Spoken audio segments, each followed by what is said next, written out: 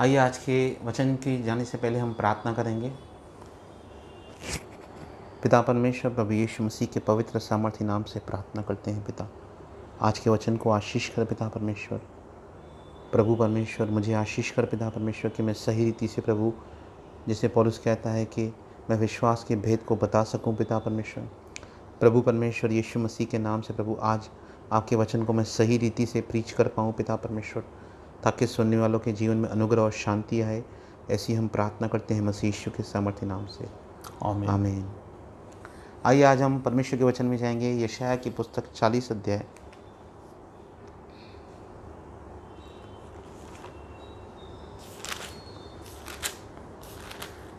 40 अध्याय उसका 25 और 26।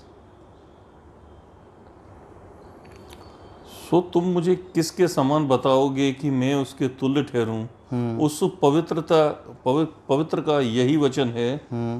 अपनी आंखें ऊपर उठाकर देखो, किसने इसको सिरजा। वे इन तारे गणों को गिन गिन कर निकालता है और उन सब को नाम लेकर बुलाता है। वह ऐसा सामर्थी और अत्यंत बली है कि उनमें कोई बिना आए नहीं रहता। यशायाह कहता है, परमेश्वर यशायाह के द्वारा कहता है, इसलिए तुम मुझे किसके समान ठहर बताओगे। परमेश्वर कहता है यशायाह के द्वारा कि तुम मुझे किसके समान बताओगे कि मैं किसके तुल्य ठहरूं, तुम मेरी तुलना किससे करोगे। परमेश्वर कहता है, उस पवित्र का यही वचन है, अपनी आंखें ऊपर उठाकर देखो। परमेश्वर हमें कुछ देखने के लिए कह रहा है। जैसे परमेश्वर ने अब्राहम से कहा, आकाश के तारागणों को देख, तेरी संतान इतने ही मैं कर दूंगा। परमेश्वर को कुछ देखने के लिए कहता है।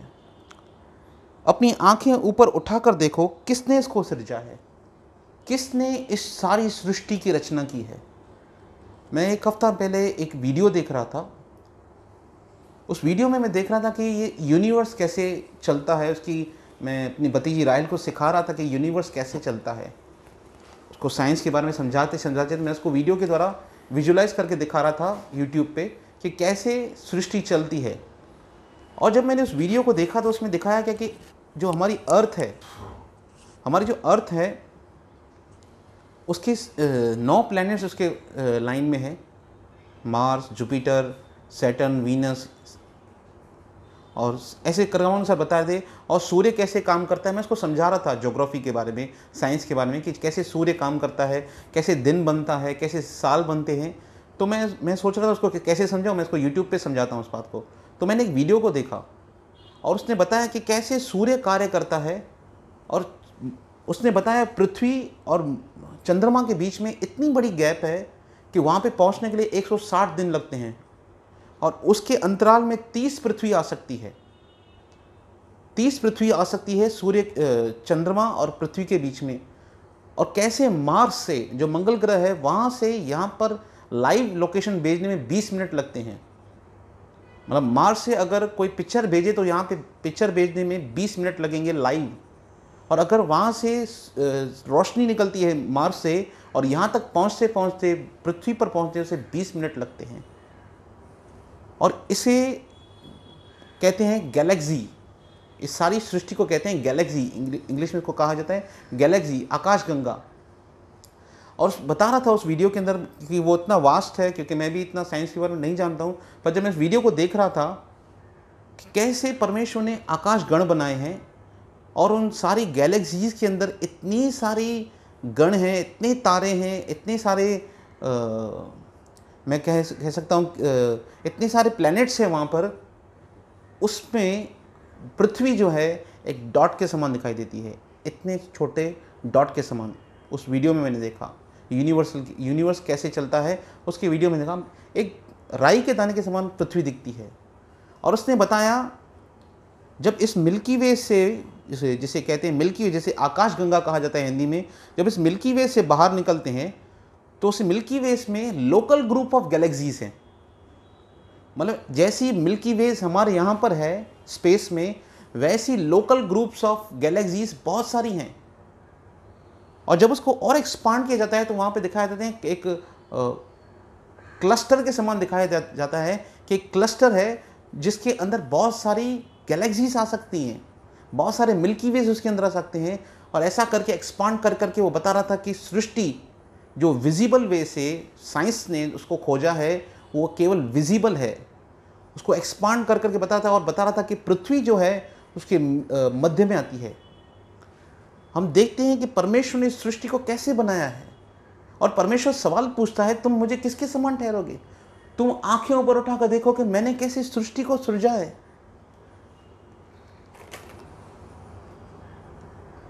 अपनी आंखें ऊपर उठाकर देखो किसने इसको सृजा। वन गणों को गिन गिन कर बुलाता है। उसमें वीडियो में एक मैंने बात देखी, वहाँ पर एक बता रहे थे कि एक वॉयेजर करके सैटेलाइट है जो इंडिया से इस वर्ल्ड से सैटेलाइट छोड़ा गया है वॉयेजर, उसे 33,000 साल लगेंगे इस मिल्की वे के कुछ गणों तक पहुंचने में, और पूरा मिल्की वे क्रॉस करने के लिए उसे 70,000 साल लगेंगे उसे पूरा क्रॉस करने के लिए। इस वॉयेजर सैटेलाइट को वो 1 मिनट के अंदर 1 सेकंड के अंदर 17 किलोमीटर की रफ्तार से चलता है। परमेश्वर पूछता है, देखो इन आकाश गणों को देखो मैंने कैसे इनको सृजा है। क्यों परमेश्वर हमको ये बात कहना चाहता है? क्या मकसद है परमेश्वर का? अपनी आंखें ऊपर उठाकर देखो किसने उसको सृजा है। वन गणों को गिन गिन कर निकालता है। परमेश्वर कहता है मुझे इसकी गिनती है। परमेश्वर का वचन यशायाह 40:12 में कहता है, किसने समुद्र को चुल्लू में नापा। और जब मैं गूगल पे सर्च कर रहा था कि कितनी पृथ्वी पर पानी है, तो उसमें लिखा हुआ था 326 मिलियन ट्रिलियन गैलन्स पानी इस पृथ्वी पर है, और परमेश्वर कहता है मैं इसको चुल्लू में नापता हूँ। वन गणों को गिन गिन कर निकालता है, उन सब का नाम लेकर बुलाता है। वह ऐसा सामर्थी और अत्यंत बली है हमारा परमेश्वर कि उनमें से कोई बिना आए नहीं रहता। पूरी यूनिवर्स को कंट्रोल करने वाला हमारा परमेश्वर है। हम कुछ परमेश्वर के वचन को देखने जाएंगे। भजन संहिता उसके 19 उसके 1 वचन को पढ़ेंगे। मैं परमेश्वर की सृष्टि के बारे में कुछ देर आपसे बात करना चाहूँगा कि परमेश्वर की सृष्टि कैसे परमेश्वर वचनों के द्वारा कहता है, परमेश्वर की सृष्टि क्या है और प्रभु का वचन प्रभु की सृष्टि के बारे में क्या कहता है। आकाश ईश्वर की महिमा वर्णन कर रही है। आकाश परमेश्वर की महिमा का वर्णन कर रहा है कि कोई है कलाकार जिसने इस सारी दुनिया को बनाया है, और आकाश मंडल उसकी हस्तकला को प्रकट कर रहा है। आकाश मंडल उसकी हस्तकला को प्रकट करता है। पृथ्वी जो है या स्पेस जो है, तारे जो हैं, आकाश जो है, सूर्य कहो, चंद्रमा कहो, वो उसकी महिमा को वर्णन कर रहे हैं कि एक ऐसा सामर्थी परमेश्वर है जो इन सबको चलाता है। अगर आप उत्पत्ति की पुस्तक में जब परमेश्वर सृष्टि का निर्माण करता है, जब परमेश्वर बाइबल में लिखा है, एक अध्याय में आप पढ़ सकते हैं, उसने ऊपर के जल को और नीचे के जल को अलग किया। पहले पूरी पृथ्वी पर पानी पानी था, पर परमेश्वर ने ऊपर के जल को अर्थात उसको आकाश में जमा किया और नीचे के जल को समुद्र कहा।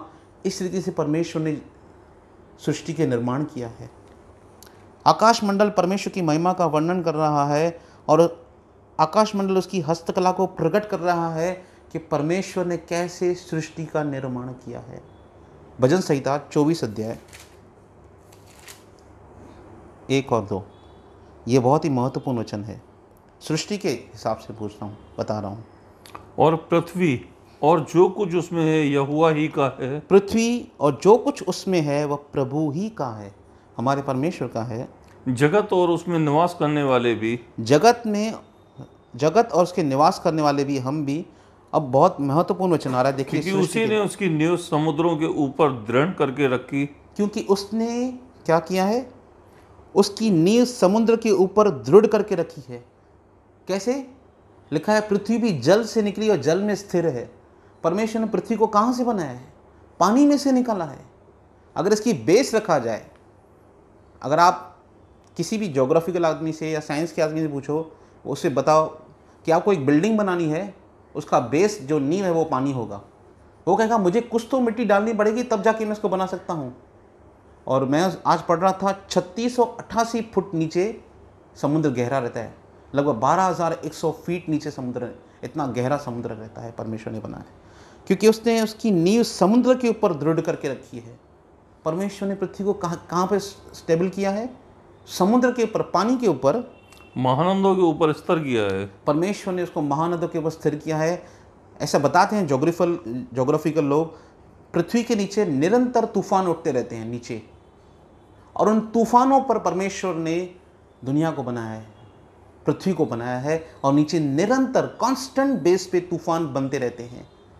ये उसकी महिमा है, ये उसका एक कहते हैं ना मास्टरपीस का, ये उसकी बुद्धि का वर्णन है। जैसे नीति वचन की पुस्तक में लिखा है 8 अध्याय में, जब परमेश्वर ने सृष्टि का निर्माण किया तब मैं कारीगर के समान उसके पास काम करती थी, कि कैसे परमेश्वर ने सृष्टि की नींव डाली, कैसे परमेश्वर ने आकाश को मापा, कैसे परमेश्वर ने समुद्र को बनाया। बुद्धि कहती है मैं वहाँ पर परमेश्वर के पास काम करती थी, जैसे एक कारीगर काम करता है किसी व्यक्ति के पास। परमेश्वर ने इसको महानदों के ऊपर स्थिर किया है, अर्थात तूफानों पर परमेश्वर ने स्थिर करके रखा है इस पृथ्वी को। एक और वचन पढ़ेंगे, नीति वचन की पुस्तक में आएंगे 8 अध्याय, नीति वचन 8 अध्याय उसका 26 से लेकर 29 तक पढ़ेंगे। जब यहोवा न तो पृथ्वी और न मैदान न जगत की धूलि के परमाणु बनाए थे, इससे पहले मैं उत्पन्न हुई। ये बुद्धि कहती है 27, 28, 29। जब उसने आकाश को स्थिर किया तब मैं वहां थी। परमेश्वर बुद्धि कहती है जब उसने आकाश को स्थिर किया पिता परमेश्वर ने, तब मैं वहां पर थी। जब उसने गहरे सागर के ऊपर आकाश मंडल ठहराया, जब उसने आकाश मंडल को ऊपर से स्थिर किया और गहरे सागर के सोते फूटने लगे। उसने गहरे सागर के ऊपर आकाश मंडल को ठहराया, परमेश्वर ने आकाश और पृथ्वी को अलग किया। लिखा है in the beginning God created heavens and earth. परमेश्वर ने स्वर्ग और पृथ्वी की रचना की, अर्थात परमेश्वर ने पृथ्वी को और आकाश को वहाँ से अलग किया। जब उसने समुद्र का सीमाना ठहराया, जब उसने समुद्र की सीमा ठहराई कि जल उसकी आज्ञा का उल्लंघन न कर सके, हाँ, और जब वह पृथ्वी की नींव की डोरी लगाता था तब मैं कारीगर सी उसके पास थी। कि जल उसकी आज्ञा का उल्लंघन नहीं कर सकता है। कैसे परमेश्वर ने समुद्र को बनाया है, उसके अंदर लहरें आती हैं और उसकी एक सीमा है। जब तक उसके अंदर भूकंप नहीं आता तब तक पानी बाहर नहीं निकलता, तब जाके सुनामी आती है। जब समुद्र के नीचे की प्लेट सिलती है तब जाके सुनामी आती है। जब तक सुनामी नहीं आती हम देखते हैं समुद्र की एक सीमा है। केवल हाई टाइड के दिन थोड़ा बहुत आगे पीछे जाता है, पर समुद्र उसकी सीमा को लांघ नहीं सकता। ऐसे परमेश्वर ने सृष्टि का निर्माण किया है। मैं ये सब वचन आपको क्यों बता रहा हूँ? क्योंकि परमेश्वर कहता है तुम मेरी सृष्टि को ध्यान दो। जब परमेश्वर अय्यूब से सवाल करता है तो परमेश्वर अय्यूब से सृष्टि के बारे में सवाल करता है। क्या तूने ये बात देखी है किसके गर्भ से बर्फ निकली है? क्या तू कौवों के बच्चों को खाना तू खिलाता है? जब सिंह अपना आहार खोजने के निकलता है तब तू उसे आहार देता है? किसने पहाड़ को तोल में नापा? क्या तू उसे नाप सकता है? परमेश्वर उससे सृष्टि का सवाल पूछता है अय्यूब से कि तू जो मेरे विरुद्ध कुड़कुड़ा रहा है कि परमेश्वर ने मुझे जानबूझकर दुख दिया है, मैं तुझसे एक सवाल पूछता हूँ, ये सृष्टि का कौन चलाता है? कौन कहता है? परमेश्वर कहता है किसने बादलों की गिनती करके रखी है? परमेश्वर अय्यूब से सवाल करता है। परमेश्वर अय्यूब से पूछता है किसने पूरी सृष्टि का निर्माण किया है और कौन उसको चलाता है? परमेश्वर कहता है ग्लेशियर्स के विषय में कि परमेश्वर कहता है मैं जब उसको मजबूत करता हूँ बर्फ़ को, वो पत्थर से भी मजबूत बन जाती है। आप इसको 38 से लेके 42 तक पढ़ सकते हैं, जब परमेश्वर सृष्टि के सवाल अय्यूब से पूछता है। जब परमेश्वर से पूछता है क्या तुमने लुब्तियान को देखा है जिसे मैंने बनाया है, और मैंने उसको ऐसा बनाया है कि उसमें बिल्कुल डर नहीं है, अर्थात मगरमच्छ को। अगर हम सब जानते हैं कि वन का जो राजा है वो सिंह कहते हैं, पर अगर बाइबल पढ़ें, भजन संहिता की अय्यूब की पुस्तक में पढ़ें तो परमेश्वर कहता है सारे प्राणियों का राजा जो है वो मगरमच्छ है, क्योंकि परमेश्वर ने उसे ऐसा बनाया है, उसे भय मुक्त इंसान बनाया है। इंसान मैंने कहा, भय मुक्त जानवर बनाया है। ऐसा कोई जानवर नहीं है। आप पढ़ सकते हैं अय्यूब की पुस्तक, अय्यूब की पुस्तक आप 38 से लेके 42 तक पढ़िए और देखिए परमेश्वर अय्यूब से क्या सवाल करता है। जब अय्यूब परमेश्वर पे कुड़कुड़ा रहा है, अय्यूब परमेश्वर के विरुद्ध बोलता है कि प्रभु ने जानबूझकर मुझे तकलीफ दी है।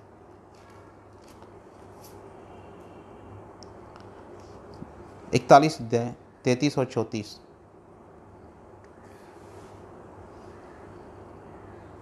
धरती पर उसके तुल्य कोई नहीं, ये मगरमच्छ के विषय में है। धरती पर उसके तुल्य कोई नहीं, जो ऐसा निर्भय बनाया गया है। ऐसा कोई प्राणी नहीं है जो निर्भय बनाया गया है। और इसको निर्भय बनाने वाला कौन है? परमेश्वर है, जिसने उसे निर्भय बनाया है। लिखा है ही इज विदाउट फियर, और जो कुछ ऊंचा है उसे वह ताकता ही रहता है। वह सब घमंडियों के ऊपर राजा है। वो सब प्राइड रखने वाले जानवरों के ऊपर राजा है। कौन? मगरमच्छ। इसकी निर्माण किसने किया? परमेश्वर कहता है। नीति वचन की पुस्तक में लिखा है किसने जल और उसकी को ऐसी ठहराया कि उसकी आज्ञा का उल्लंघन नहीं कर सकता। परमेश्वर ने कहा कि ज़मीन निकल जाए, और उस दिन से समुद्र बाहर नहीं निकला है। जब जब परमेश्वर ने पनिशमेंट देना चाहा, जैसे नूह के समय में आया, या सुनामीज आती हैं, जब परमेश्वर कोई पनिशमेंट देना चाहता है तब ये सब होता है थोड़े समय के लिए, पर हमेशा के लिए परमेश्वर ने हिसाब से नहीं बनाया है। परमेश्वर ने उसे सीमा करके बांधा है और वो उसे लांघ नहीं सकता। एक और वचन पढ़ेंगे, रोमन्स 1:19-20। मैं आपको सृष्टि के बारे में बता रहा हूँ कुछ, कि सृष्टि परमेश्वर के बारे में क्या कहती है।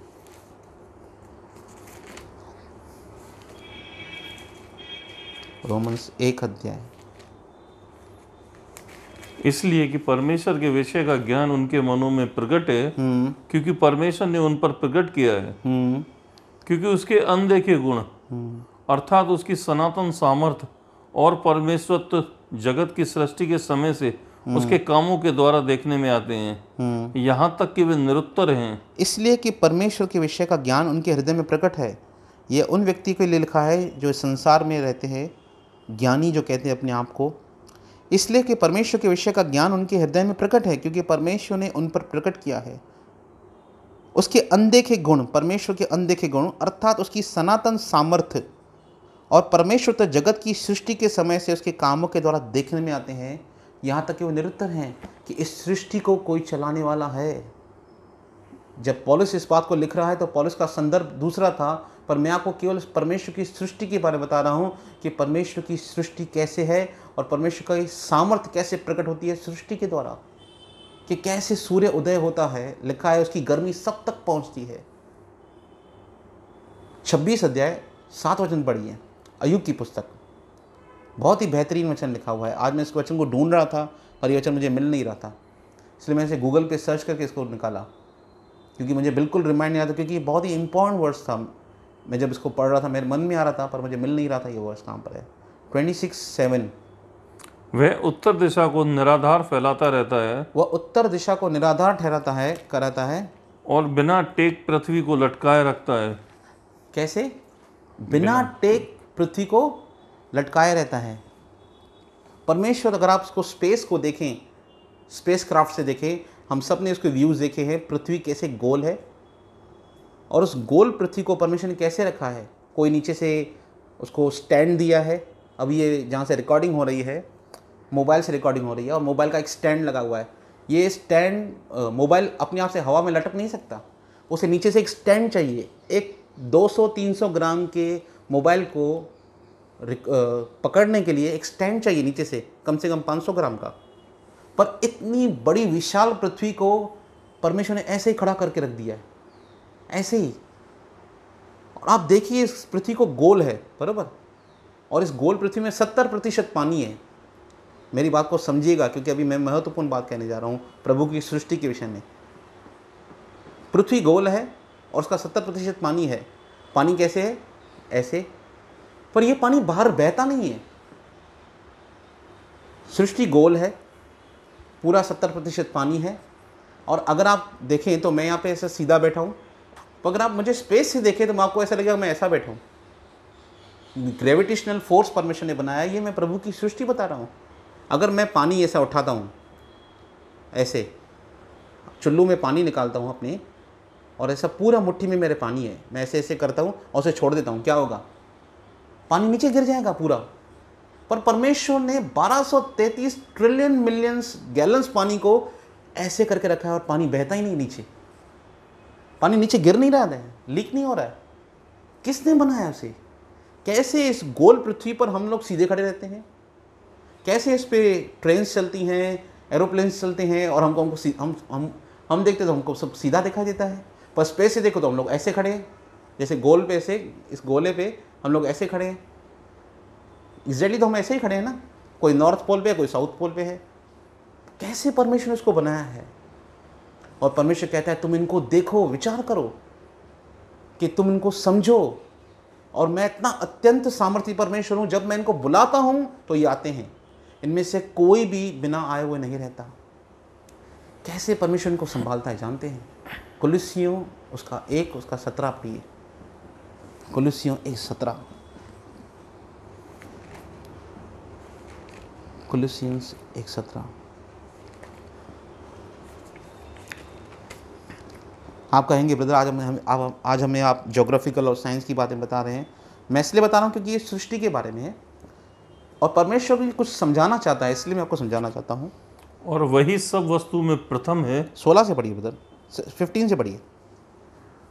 यीशु मसीह के बारे में लिखा है, वह तो अदृश्य परमेश्वर का प्रतिरूप और सारी सृष्टि में पहलौठा है। यीशु मसीह अदृश्य परमेश्वर का प्रतिरूप और सारी सृष्टि में पहलौठा है, क्योंकि उसी में सारी वस्तुओं की सृष्टि हुई। यीशु के द्वारा ही सारी सृष्टि हुई है, निर्माण हुआ है यीशु के द्वारा, वचन के द्वारा।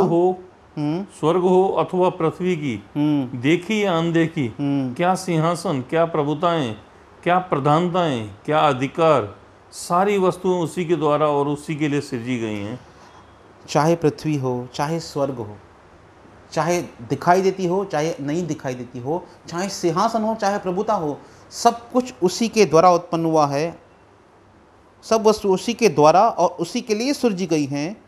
अब देखिए बहुत महत्वपूर्ण, और वही सब वस्तु में प्रथम है। वही सब वस्तु में प्रथम है, अर्थात यीशु। और सब वस्तु उसी में स्थिर रहती हैं। सब वस्तुएं किस में स्थिर रहती हैं? सब वस्तुएं यीशु में स्थिर रहती हैं। इंग्लिश में लिखा है एम्प्लीफाइड बाइबल में, ही is a cohesive controlling force of this universe. अगर कोई सारी सृष्टि को, जितनी सारी मिल्की वेज हैं, जितनी सारी क्लस्टर्स हैं, जितने भी सारे ओरियंस हैं, बीन्स हैं, जितनी भी सारी एक विश्व की पूरी स्पेस की शक्तियां हैं, यीशु के द्वारा स्थिर हैं, उसके मुख के वचन के द्वारा स्थिर हैं। इब्रानियों उसका 11:3 पढ़िए। इब्रानियों 11:3।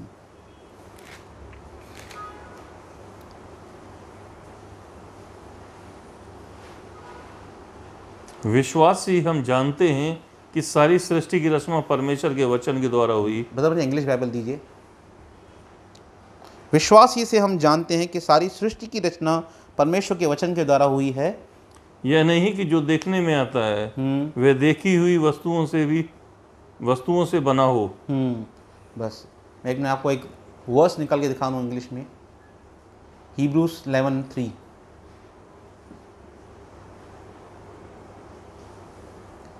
आप पढ़िए पवन।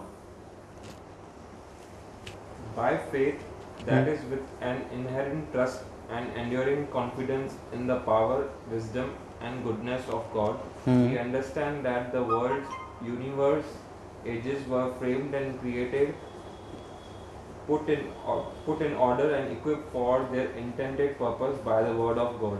इसको किंग जेम्स वर्जन में आप पढ़ सकते हैं। पढ़ेंगे ब्रदर, पढ़ेंगे, क्योंकि एम्पलीफाइड में पढ़ते हैं तो बहुत बार एम्पलीफाइड में बहुत सारे वर्ड्स 2-3 बार यूज़ होते हैं। 11:3. Yes, 11:3. Through faith we understand that the worlds were framed by the word of God, so that things which are seen were not made of things which do appear. The worlds were framed by the word of God. ये सृष्टि को frame मिला है। जैसे हम किसी photographer के पास जाते हैं, हम कहते हैं हमको ये फ्रेम चाहिए, परमेश्वर के वचन के द्वारा लिखा है the world were framed by the word of God and which things are seen are made by the unseen. जो कुछ दिखाई देता है वो अनदेखे परमेश्वर का, जैसे हमने पढ़ा है रोमियो की पुस्तक 1:19 में, उसके अनदेखे गुण सारी सृष्टि में दिखाई देते हैं कि कैसे परमेश्वर ने पेड़ों को बनाया जो हमें श्वास देते हैं, कैसे परमेश्वर ने पानी को बनाया है और कैसे पानी इवोपरेट होकर अर्थात वायु बनकर, बादल बनकर 6-8 महीने के बाद हमारे पास आते हैं और फिर पानी बरसाते हैं। कैसे परमेश्वर ने सृष्टि का निर्माण किया है।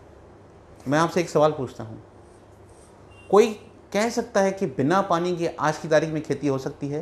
क्या दूसरा कोई ऑप्शन है खेती बनाने का? खेती सींचने का कोई दूसरा ऑप्शन है बिना पानी के? आपके माइंड में अगर नहीं, पर बाइबल में लिखा है जब तक परमेश्वर ने नूह के समय तक पानी नहीं बरसाया था, आदम के समय में कोहरे के से परमेश्वर ने सृष्टि की खेती की थी। आप पढ़ सकते हैं उत्पत्ति की पुस्तक में। आप कहेंगे परमेश्वर पानी के सिवा और कौन सा ऑप्शन है? आपके बुद्धि में ऑप्शन नहीं है, पर परमेश्वर की बुद्धि में इसका भी ऑप्शन हो सकता है, क्योंकि वो सर्वशक्तिमान है। बाइबल में पौलुस कहता है रोमन्स 11 में, जब वो परमेश्वर की महिमा को देखता है, कैसे इजरायलियों और अन्य जातियों पर प्रभु ने अनुग्रह किया, तो कहता है आहा, परमेश्वर की बुद्धि ज्ञान क्या ही गंभीर है, उसके विचार क्या ही अथाह हैं। सच में उसके विचार बहुत ही अथाह हैं, उसे समझ पाना बहुत कठिन है। पौलुस कहता है he is a cohesive controlling force of the universe. एक और वचन पढ़ेंगे यीशु मसीह के बारे में, इब्रानियों उसका 1 अध्याय, इब्रानियों 1 अध्याय उसका 3। वह उसकी महिमा का प्रकाश, यीशु मसीह परमेश्वर की महिमा का प्रकाश और उसके तत्व की छाप है, वह उसके तत्व की छाप है, और सब वस्तुओं को अपनी सामर्थ के वचन से संभालता है। वह सब वस्तुओं को किससे संभालता है? अपनी सामर्थ के वचन से संभालता है। हाँ, वह पापों को धोकर ऊंचे स्थान पर महिमा में के दाहिनी जा बैठा। वह सब वस्तुओं को अपनी सामर्थ के वचन से संभालता है। परमेश्वर कैसे कंट्रोल करता है इन सब चीज़ों को? अपनी सामर्थ के द्वारा और अपने मुख के वचन के द्वारा परमेश्वर ने सारी सृष्टि का निर्माण किया है और परमेश्वर ने उसे संभालता है। परमेश्वर पूरी सृष्टि को आहार देना, पूरे इस विश्व को आहार देना। लिखा है भजन संहिता में, तू अपनी मुट्ठी खोलता है, तू पृथ्वी की रेगारियों को सींचता है और पृथ्वी के लोग आहार प्राप्त करते हैं।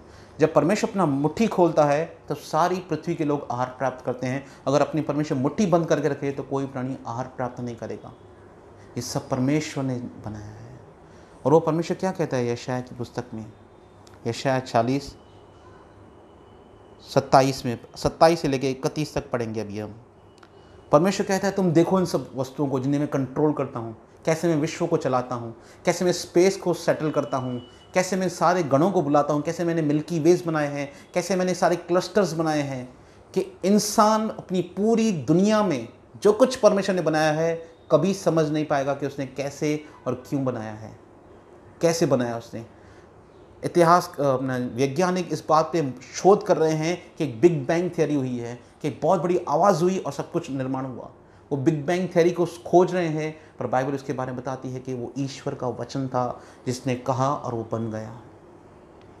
वो परमेश्वर हमसे क्या कहता है, क्यों कहता है इन बातों पर ध्यान दो, क्यों मेरी सृष्टि पर तुम ध्यान करो, क्योंकि वो हमें कुछ समझाना चाहता है। हे याकूब तू क्यों कहता है, इज़राइल तू क्यों बोलता है, मेरा मार्ग यहोवा से छुपा हुआ है, मेरा मार्ग परमेश्वर के न्याय की कुछ चिंता नहीं करता। क्या तुम नहीं जानते? तू हे याकूब क्यों कहता है कि हे इज़राइल तू क्यों बोलता है। परमेश्वर अब हमसे डायरेक्ट बात कर रहा है। सृष्टि के समझाने के बाद वो हमसे एक सवाल करता है, हे याकूब तू क्यों कहता है, हे इज़राइल तू क्यों बोलता है मेरा मार्ग प्रभु से छुपा हुआ है और मेरा परमेश्वर मेरे न्याय की कुछ चिंता नहीं करता। कि परमेश्वर मेरी तकलीफ पर ध्यान क्यों नहीं दे रहा है, परमेश्वर मेरी लाइफ में समस्याओं को दूर क्यों नहीं कर रहा है, परमेश्वर अगर मेरे साथ है तो मेरी परिस्थिति ऐसी क्यों है। बहुत से लोगों के सवाल हैं आज की तारीख में मन में, अगर परमेश्वर है तो हम ऐसी परिस्थिति में क्यों हैं। भजनकार 42 में कहता है, लोग दिन भर मुझसे पूछते हैं तेरा परमेश्वर कहाँ है।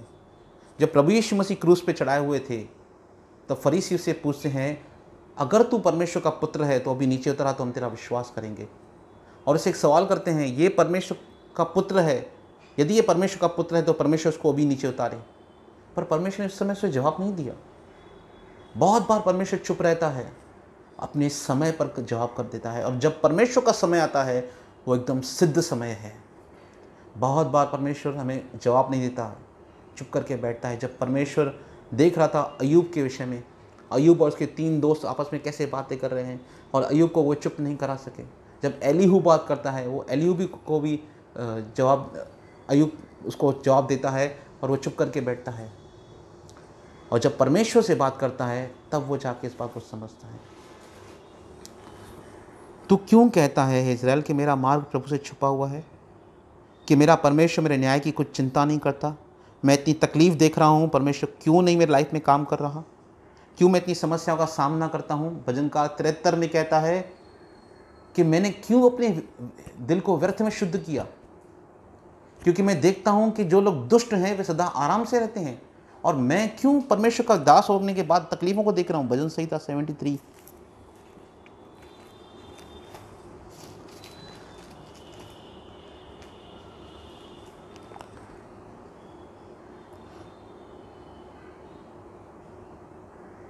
(73) 12 और 13। देखो ये तो दुष्ट लोग हैं, देखो ये दुष्ट लोग हैं, तो भी सदा सौभागी रहकर धन संपत्ति बटोरते रहते हैं। ये लोग सदा आराम से रहते हैं। दुष्ट लोग, भजन आसाफ कहता है, देखो ये लोग दुष्ट लोग हैं तो भी सदा आराम से रहकर धन संपत्ति बटोरते रहते हैं। उनके लिए बड़ा आसान है पैसे कमाना, धन बटोरना, इस संसार के सुख विलास को भोगना उनके लिए बहुत अच्छा है। और वो क्या कहता है खुद के लिए? निश्चय मैंने अपने हृदय को व्यर्थ शुद्ध किया। वो कहता है मैं विश्वासी क्यों बना फिर? अगर दुष्ट लोग अच्छाई से रहते हैं, अगर दुष्ट लोगों की ज़िंदगी में आराम होता है, तो मैं बिलीवर क्यों बना? मैं क्यों यीशु मसीह का शिष्य बना? क्यों मैंने अपने हृदय को व्यर्थ शुद्ध किया? हाँ, और अपने हाथों को निर्दोषता में धोया। मैं क्यों अपने हाथों को निर्दोषता में धोता हूँ? क्यों मैं परमेश्वर के वचनों पर चलता हूँ, जबकि मैं देखता हूँ दुष्ट लोग जो हैं वे सदा आराम से रहते हैं, उन्हें कोई तकलीफ नहीं होती है। और मैं जो विश्वासी हूँ, प्रभु का शिष्य बनना चाहता हूँ, और मैं समस्याओं का सामना कर रहा हूँ। बहुत बार परमेश्वर हमें कुछ परिस्थितियों से जाने देता है, ये उसके कार्य करने की शैली है। भजन 119 उसके 71 में लिखा है, जो दुख मुझे हुआ वो मेरे लिए अच्छा था, ताकि मैं तेरी विधियों को सीख सकूं। बहुत बार हम परमेश्वर की विधियों को सुख के समय से कभी नहीं सीख सकते, हम परमेश्वर के नियमों को बहुत बार दुख में से सीख सकते हैं। और आप प्रभु यीशु मसीह के जीवन को देखें, इब्रानियों का लेखक यीशु मसीह के बारे में एक बात कहता है, पुत्र होने पर भी उसने दुख उठा कर आज्ञा मानना सीखा। कैसे उठाया उसने आज्ञा मानना, कैसे सीखा? यीशु मसीह कुछ सीख रहा है अपनी ज़िंदगी में, यीशु ने दुख उठा कर आज्ञा मानना सीखा। तो हम कैसे परमेश्वर की आज्ञा मानना सीखेंगे? सुख उठा कर, क्योंकि जब हम परमेश्वर के वचन के पीछे चलेंगे हमारे सामने समस्याएं आएंगी, पर एक आश्वस्त है परमेश्वर का कि मैं तुम्हारे साथ हूँ। उन सारी समस्याओं में मैं तुम्हें छुटकारा देने वाला परमेश्वर हूँ। धर्मी गिरते हैं परंतु परमेश्वर धर्मी को उठाता है, परमेश्वर का वचन कहता है। और ये भजनकार कहता है कि मैंने क्यों अपने आप को व्यर्थ शुद्ध किया। अय्यूब भी यही बात कहता है परमेश्वर को कि क्यों डाकू लोग सदा सुख से रहते हैं, वे अपने घर में आराम से रहते हैं, और मैं इतना राइचस व्यक्ति हूँ, मैं दुख भोग रहा हूँ। परमेश्वर, बहुत बार जब एक विश्वासी स्ट्रगल्स करता है अपनी मसीह लाइफ में, उसके मन में ये सवाल आते हैं कि मेरे साथ ऐसा क्यों हो रहा है, क्यों परमेश्वर मेरे साथ मेरी प्रार्थना को नहीं सुनता। बहुत सारे विश्वासियों के मन में परमेश्वर की एक नेगेटिव इमेज आ गई है कि परमेश्वर हमसे नफरत करता है। मैं बहुत सारे विश्वासियों के साथ बैठा, मैं कोई भविष्यवक्ता नहीं हूँ, मुझे विश्वासियों ने बताया अपनी तकलीफ, तब मैं उसको बता रहा हूँ। पर मैं उनको समझाता हूँ हमेशा कि परमेश्वर ऐसा नहीं है जैसा आप उनको समझते हैं। बहुत बार वो उनको दुख की अग्नि में जाने देता है। जैसे पतरस कहता है, तुम्हारा विश्वास आग में तपाए हुए सोने से कहीं अधिक बहुमूल्य है। जब वो यीशु मसीह आएगा तो तुम उसकी महिमा का पात्र ठहरोगे। परमेश्वर कहता है यशायाह की पुस्तक में, भजनकार क्या कहता है, 15, 16, 17 पढ़िए, क्योंकि अगर हम इसको समझाएं नहीं वचन को तो वो सही नहीं है। 73 भजन संहिता 15, इसके बाद क्या कहता है भजनकार, 14, 15 पढ़िए। क्योंकि मैं दिन भर मार खाता आया हूँ और प्रति भोर को मेरी ताड़ना होती आई है। मैं दिन भर मार खाता आया हूँ, प्रति भोर को मेरी ताड़ना होती है। पौलुस कहता है परमेश्वर ने हम प्रेरितों को ऐसे ठहराया जैसे हम सबसे नीचे ठहराए गए हैं। हमें संसार के खुरचन के समान है, ऐसों के समान है जिन पर मृत्यु की आज्ञा हो चुकी है। पौलुस कहता है यदि मैं इफिसुस में वन पशुओं के साथ लड़ा तो मुझे क्या लाभ हुआ। एक ऐसा एपोस्टल, एक ऐसा प्रेरित जिसने प्रभु के पीछे सच्चाई के साथ जीवन बिताया, बहुत सारे दुख उसने देखे अपनी लाइफ के अंदर। पर इसका मतलब ये नहीं कि उसकी लाइफ में हमेशा दुख था, परंतु परमेश्वर ने उन सारे दुखों से बाहर निकाला, खुद कहता है 2 कुरिन्थियंस की पुस्तक 1:4 में, परमेश्वर हमें सारे संकटों से बाहर निकालने वाला परमेश्वर है। हम निरुपाय होते हैं पर हम निराश नहीं होते हैं, हम गिराए जाते हैं पर नष्ट नहीं होते, वो पौलुस कहता है। यदि मैंने कहा होता कि मैं ऐसा ही कहूँगा, तो देख मैं तेरे लड़कों की संतान के साथ क्रूरता का व्यवहार करता। 16-17। जब मैं सोचने लगा कि इससे मैं कैसे समझूं, तो यह मेरी दृष्टि में अति कठिन समस्या थी। बहुत कठिन समस्या है, वो कहता है आज साहब, जब मैं इसको समझता हूँ कि इसको समझूं कैसे इस बात को। जब तक कि मैंने ईश्वर के पवित्र स्थान में जाकर उन लोगों के परिणाम को न सोचा। जब तक मैंने उनकी लाइफ की एंड को नहीं सोचा कि दुष्ट लोग कैसे अपने जीवन में रहते। और वो कहता है निश्चय तूने उनको फिसलने वाले मार्ग पर रखता है, क्योंकि इनकी लाइफ जो है अधलोक तक जाके पहुंचती है। आज जो भी लोग पाप में जीवन बिता रहे हैं उसका परिणाम मृत्यु है, परंतु आज हम जो परमेश्वर के पीछे चल रहे हैं हमें बहुत सारी समस्याओं का सामना करना पड़ रहा है। आज हमारे सामने बहुत सारी चुनौतियां हैं, पर उन सारी चुनौतियों के बीच में परमेश्वर कहता है इस सारी सृष्टि को देख कैसी सृष्टि चलती है। इस सारी सृष्टि का निर्माण करने वाला मैं तेरा परमेश्वर हूँ। मैं तुझे कभी नहीं छोड़ूंगा, मैं तुझे कभी नहीं त्यागूंगा। इब्रानियों का लेखक 13:5 में कहता है तुम्हारा स्वभाव लोभ रहित हो, जो तुम्हारे पास है उसे उस पर संतोष करना सीखो, क्योंकि उसने समय कहा मैं तुम्हें कभी नहीं छोड़ूंगा, मैं तुम्हें कभी नहीं त्यागूंगा। इसलिए हम निडरक होकर कहते हैं प्रभु मेरा सहायक है, मनुष्य मेरा क्या कर सकता है। परमेश्वर हमारी हर एक समस्या का समाधान निकालेगा। वो नहीं कहता कि हम इस संसार में केवल दुख भोगने के लिए नहीं आए हैं, परंतु हम दुख उठाकर आज्ञा मानना सीखते हैं। और जब हम आज्ञा मानना सीखते हैं तो परमेश्वर का वचन इब्रानियों की पुस्तक में कहता है वो हमको चैन और आराम देता है। 6 की पुस्तक अध्याय में लिखा है कि वो हमको आराम देने वाला परमेश्वर भी है। वो केवल हमको दुखों में छोड़ने वाला परमेश्वर नहीं, वरन हमें दुखों से मुक्ति देने वाला परमेश्वर है। यशायाह 40 में आइए फिर से। मैंने आपको सृष्टि के बारे में क्यों बताया ये सब, क्योंकि परमेश्वर खुद कहता है आंखें ऊपर उठाकर देखो। और वो आपसे एक सवाल करता है तू क्यों कहता है कि इज़राइल तू मुझे क्यों बोलता है कि मेरा मार्ग प्रभु से छुपा हुआ है, मेरा परमेश्वर मेरे न्याय की कोई चिंता नहीं करता। 28 पढ़िए। क्या तुम नहीं जानते, क्या तुमने नहीं सुना, यहोवा जो सनातन परमेश्वर और पृथ्वी भर का सृजनहार है, वह न थकता न श्रमित होता है, उसकी बुद्धि अगमे है। क्या तुम नहीं जानते, परमेश्वर सवाल कर रहा है। ये सब क्वेश्चंस हैं, आप यशायाह की पुस्तक ध्यान से पढ़िए। ये सारे क्वेश्चंस हैं, परमेश्वर आपसे पूछ रहा है। क्या तुम नहीं जानते, क्या तुमने नहीं सुना, क्या तुमने कभी बाइबल में नहीं पढ़ा, क्या तुमने परमेश्वर के बारे में नहीं सुना। प्रभु जो सनातन परमेश्वर है, पृथ्वी भर का सृजनहार है, सारी सृष्टि का जो निर्माण करता परमेश्वर है, वह न थकता है। परमेश्वर कभी थकता नहीं है, न श्रमित होता है, और उसकी बुद्धि अगम है। हमारे लिए परमेश्वर की योजना हमेशा अच्छी है। मैं आपको एक बात बता रहा हूँ। कल मैं अपनी टेस्ट करवाने गया था, और जब मैं टेस्ट कराने गया था तो जब मैं टेस्ट लेबोरेटरी के बाहर बैठा था, एक स्त्री महाराष्ट्र लेडी वहाँ पे खड़ी थी और उसका पति बाहर खड़ा था और दरवाज़ा बंद था लेबोरेटरी का। तो वो स्त्री बहुत देर से कह रही थी दरवाज़ा बंद है, लेबोरेटरी को खोलना चाहिए। 10 से 15 मिनट तक वो बाहर वेट कर रही थी और बार बार एक ही बात बोल रही थी हर सेकंड्स के बाद, कभी खोलेंगे दरवाज़ा, ये ऐसा क्यों ऐसा क्यों। महाराष्ट्रन भाषा में एक दूसरे से बात कर रहे थे और अंदर से चिल्लाने की आवाज़ आ रही थी बच्चे की।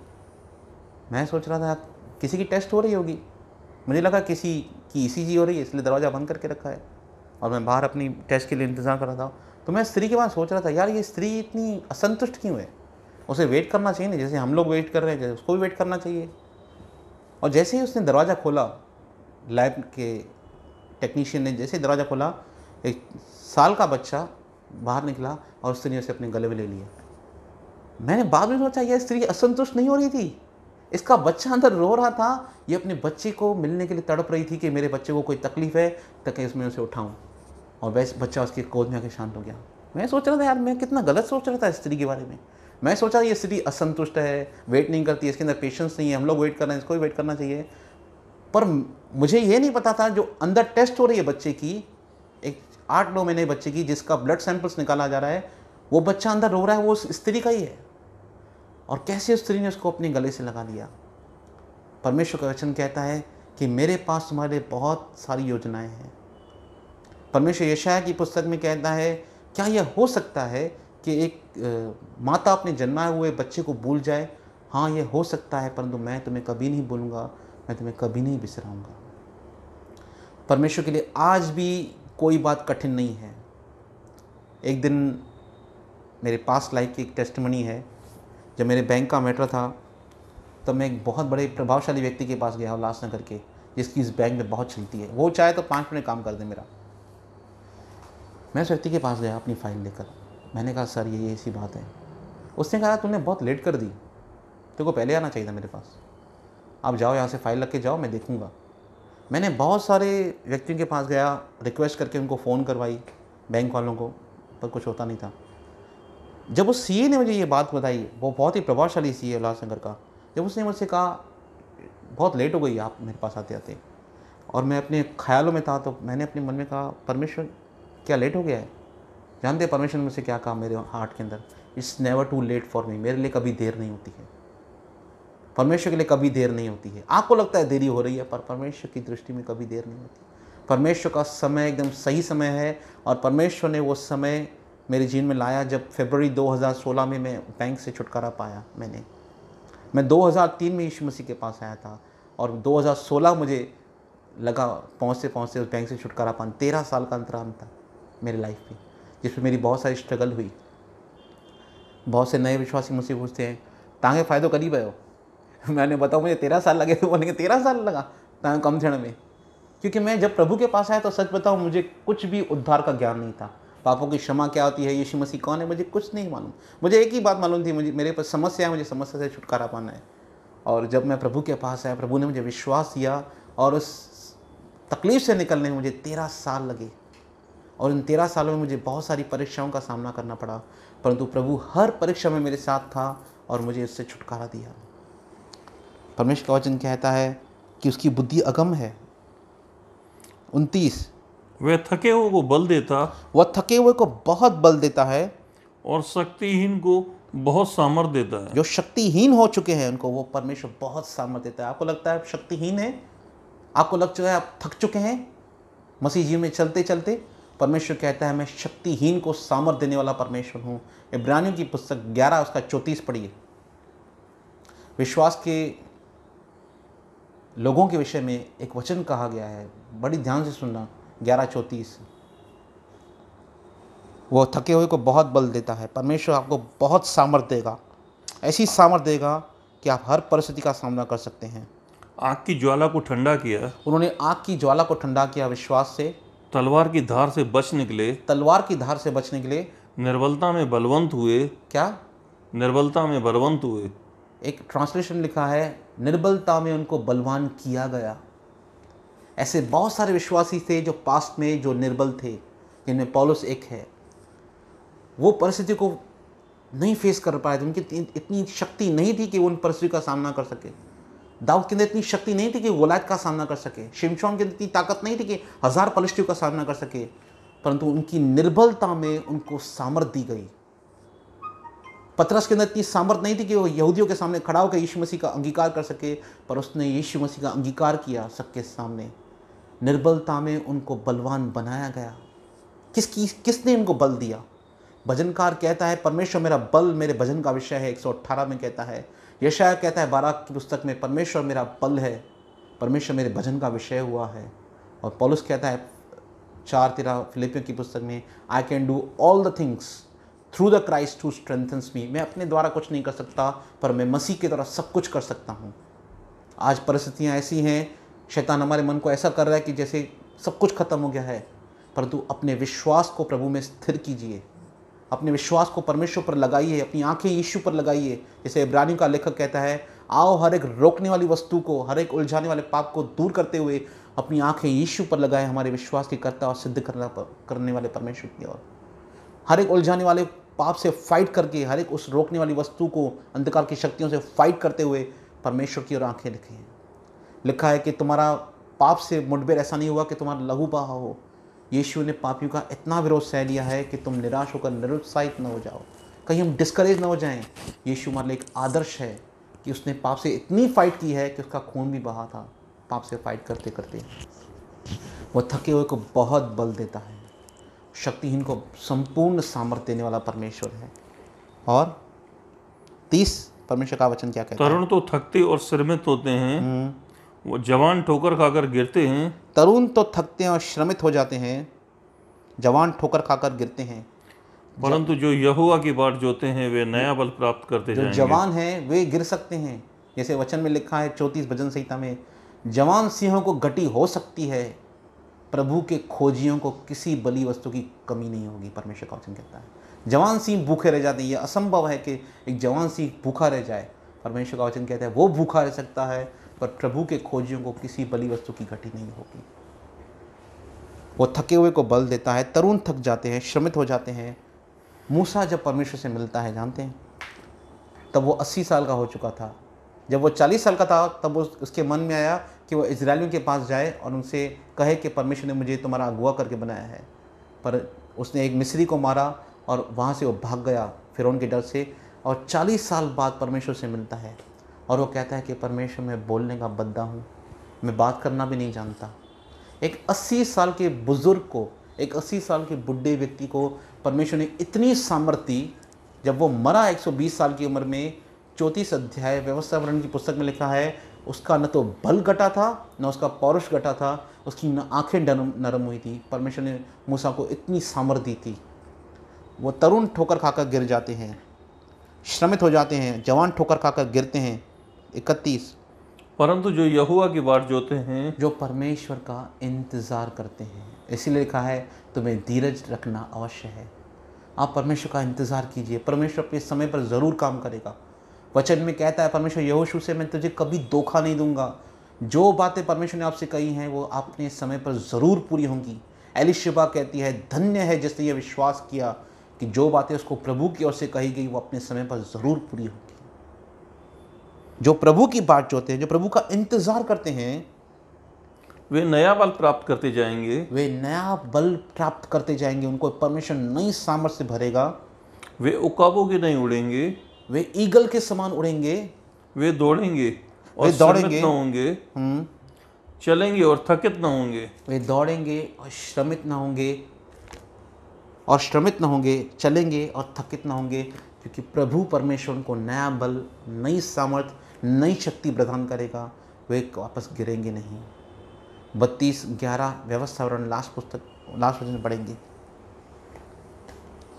32:11 व्यवस्था वर्ण, वे उकाबों की नाई उड़ेंगे, वे थकेंगे नहीं, वे श्रमित नहीं होंगे, वे परमेश्वर की ओर से जैसे उकाब अपने घोंसलों को हिला हिला कर अपने बच्चों के ऊपर ऊपर मंडराता है, जैसे उकाब अपने बच्चों के ऊपर मंडराता है, वैसे ही उसने अपने पंख फैलाकर उसको अपने परों पर उठा लिया। हाँ, यहोवा अकेला ही उसकी अगुवाई करता रहा, परमेश्वर हमारा अकेला परमेश्वर हमारी अगुवाई करेगा, और उसके संग कोई पराया देवता न था। कोई व्यक्ति हमारी सहायता नहीं करेगा, केवल हमारे परमेश्वर हमारी सहायता करेगा। इसको ब्रदर उर्दू में पढ़िए तो, आपकी ट्रांसलेशन में अगर उर्दू है तो। भाई उर्दू DGV पारो। यारों,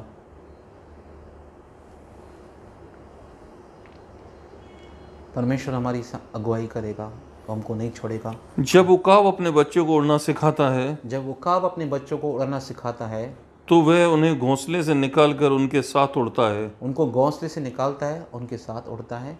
और वे गिर भी जाएं अगर वो गिरते हैं क्योंकि उनको उड़ना नहीं आता, तो वे हाजिर है, तो वो उकाब हाजिर है, और उसके नीचे अपने परों को फैलाकर उन्हें जमीन से टकराने से बचाता है। तो उनको ज़मीन से टकराने से बचाता है। जब उसके बच्चे गिरते हैं आकाश से नीचे, और बाज़ की पैनी नज़र अपने बच्चों पर रहती है, जैसे इस माँ की नज़र अपने बच्चे पर थी, वो उनको नीचे से उठाकर फिर ऊपर लेके चलता है ताकि उनको उड़ना सिखाए। और रब का इजराइल के साथ यही सलूक था। परमेश्वर का इजराइल के साथ यही सलूक था। आज भी हमारे साथ वैसा ही व्यवहार करता है।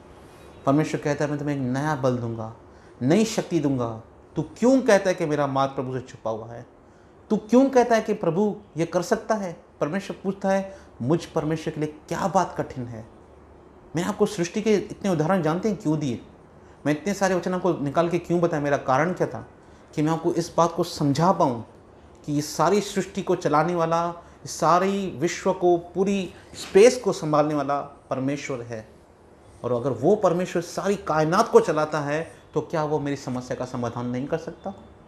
क्या मेरी लाइफ की जो समस्याएं हैं, क्या परमेश्वर मुझे उससे छुटकारा नहीं दे सकता? निश्चय परमेश्वर हमें उससे ज़रूर छुटकारा देगा। इसलिए प्रभु पर विश्वास कीजिए, प्रभु के वचनों को पढ़ते रहिए, प्रभु की प्रतिज्ञाओं को प्रोक्लेम करते रहिए, कन्फेस करते रहिए। जैसे 57:19 में लिखा है, जैसे हमने पढ़ा यूहन्ना की पुस्तक 1:3 में, सब कुछ उसी के द्वारा उत्पन्न हुआ है, वचन के द्वारा। वैसे ही परमेश्वर कहता है, मैं परमेश्वर तुम्हारे मुख के फल का सृष्टि करता हूँ। I create the fruit of your lips. मैं तुम्हारे मुंह से निकलने वाली चीज़ों को निर्माण करता हूँ। आप क्या कहते हैं? नेगेटिव बातें या वचन को कन्फेस करते हैं? जब आप परमेश्वर के वचन पर विश्वास करेंगे, वैसा ही आपके जीवन में होगा और प्रभु आपको नया बल, नई शक्ति, नई सामर्थ्य देगा और आपको भयमुक्त जीवन देगा, यीशु मसीह के नाम से। आमीन।